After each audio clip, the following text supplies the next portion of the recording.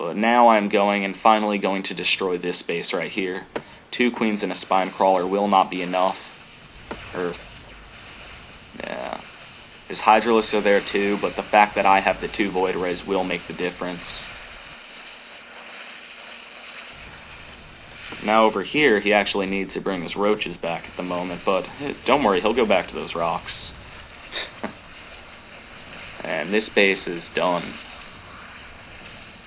Those void rays are just insanely good when it comes down to things like this, where they can just keep suppressing fire. And those drones are just getting annihilated right now. He doesn't have a chance. And this is over. And over here on my expansion, just building a photon cannon for defensive purposes. I assume he won't expect me to be there, because that's one of the places he checked at the beginning of the game. So I should be safe there for a while, but just in case. Now I have another small counterattack.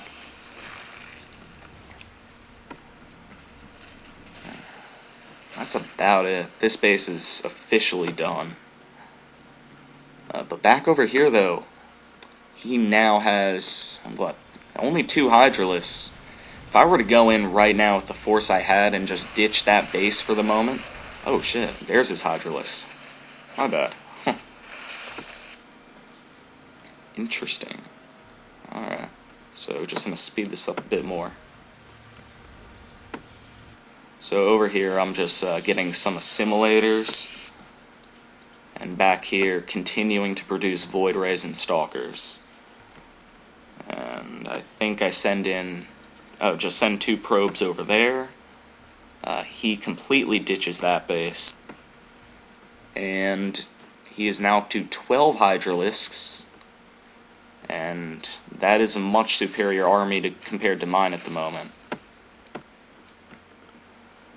And building another expansion to replace that old one. And now 16 hydralisks are coming in, and I don't think he cuts those off. Alright, but I'm trying to remember if this is the part where he tries to break through those rocks, or if he goes straight up the middle. We'll have to wait and see.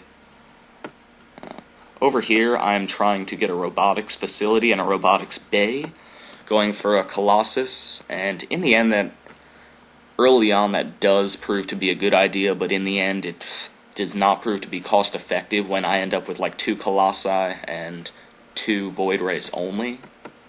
And yeah, he is going for that. Now I make another expansion. This one just ends up being a pure economic one. I think I build 1 photon cannon next to it, and that's it. And he goes for those rocks. Just speed it up a wee bit more. And just needs to destroy those. So I actually end up hearing it. That's why I kind of prepare myself. I hear the rocks destroy, and I'm like, oh shit, he's coming for me. So I move that over right there, and I'm like, oh, that's interesting. And I almost for a second assume he has an expansion right there, but he doesn't. Let's see what else he has. And by the way, I win that battle, don't worry. It's not really a close one. Over here, just standard expansion, and he still has 14 hydralisks. Or at least it says so. I don't know where they are. Oh, yeah, they're all right here. Lovely. And I think one of the larger battles is about to occur when I attack him. I already have a Colossus done, so I'm going to send that in. And just regroup and then attack. And as I said, this is, I think, the largest battle, and there's still another 15 minutes left in the game. What it really comes down to is we're both, like, struggling to survive.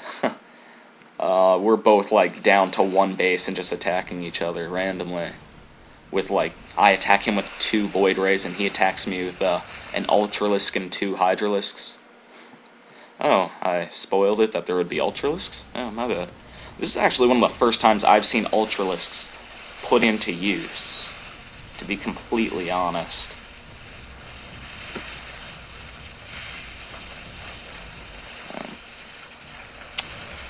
without it to report, I don't remember if I win that. No, I actually lose that battle. But that is one of the larger battles.